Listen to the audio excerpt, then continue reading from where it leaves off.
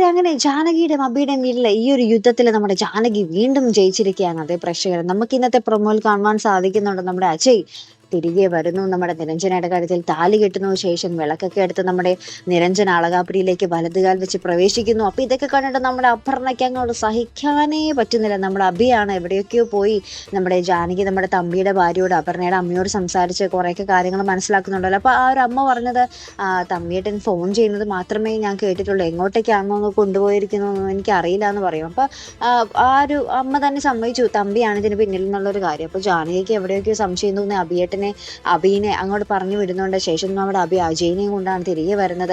അപ്പൊ അങ്ങനെ ഇവരുടെ താലികെട്ടൊക്കെ കഴിയുന്നു. ഭയങ്കര സന്തോഷത്തില് നമ്മുടെ നിരഞ്ജന ആ അളകാപുരി തറവാടിലേക്ക് കാലെടുത്ത് വെക്കാൻ പോകുന്നു. അപ്പൊ നമ്മുടെ അമ്മയായിരിക്കും വിളക്കൊക്കെ എടുത്ത് സ്വീകരിക്കാൻ വേണ്ടി നിൽക്കുന്നു. അപ്പൊ നമ്മുടെ നിരഞ്ജന പറയും, എനിക്കൊരാഗ്രഹമുണ്ട്, ജാനകിയുടെ അടുത്തിയുടെ കയ്യിൽ നിന്ന് വിളക്ക് മേടിച്ചിട്ട് എനിക്ക് ഒരു വീട്ടിലേക്ക് പ്രവേശിക്കണമെന്ന് ഭയങ്കര ആഗ്രഹമുണ്ടെന്ന് പറയും. അങ്ങനെ ജാനകി വിളക്ക് കൊടുത്ത് നമ്മുടെ നിരഞ്ജനയെ വീട്ടിലേക്ക് ആ ഒരു പുതിയ മരുമകളെ സ്വീകരിക്കുക കേട്ടോ.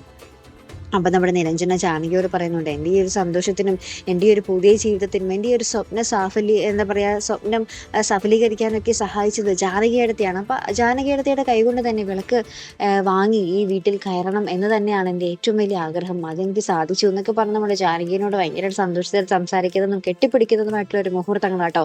അപ്പം ഇതെല്ലാം പുറകിൽ നിന്ന് നമ്മുടെ അപർണ കാണുന്നുണ്ട്. അപർണയ്ക്കാണെങ്കിൽ ഇതൊക്കെ കണ്ടിട്ടങ്ങാട്ടും സഹിക്കാനേ പറ്റുന്നില്ല. താൻ എല്ലാ സ്ഥലത്തും തോറ്റുപോവുകയാണല്ലോ എന്നൊക്കെ ചിന്തിച്ച് ഭയങ്കരമായിട്ടുള്ള ഒരു നിമിഷത്തിൽ നിൽക്കുക നമ്മുടെ അപർണ. അപ്പൊ എന്തായാലും നമുക്ക് കാത്തിരുന്ന് കാണാം. ഇനി ആ അളകാപുരിയിൽ ഇനി പൂരം തന്നെ ആയിരിക്കും അല്ലെ, 3 മരുമക്കളും തമ്മിൽ എന്തായിരിക്കുമല്ലോ, നമ്മുടെ ജാനകിയും നമ്മുടെ നിരഞ്ജനയും ഒറ്റയ്ക്കിട്ട്, നമ്മുടെ അപർണയാണെങ്കിൽ അവിടെ ഒറ്റയ്ക്ക്. അപ്പൊ എന്തായിരിക്കും സംഭവിക്കാൻ പോകുന്നത് അല്ലെ, കാത്തിരുന്ന് തന്നെ കാണാം. അപ്പൊ ഇതുപോലുള്ള പ്രൊമോ റിവ്യൂസിനും എപ്പിസോഡ് റിവ്യൂസിനും ഒക്കെ നിങ്ങൾ മറക്കാതെ ചാനൽ സബ്സ്ക്രൈബ് ചെയ്യുക. അടുത്തൊരു വീഡിയോ വരുന്നത് വരയ്ക്കും ഗുഡ് ബൈ.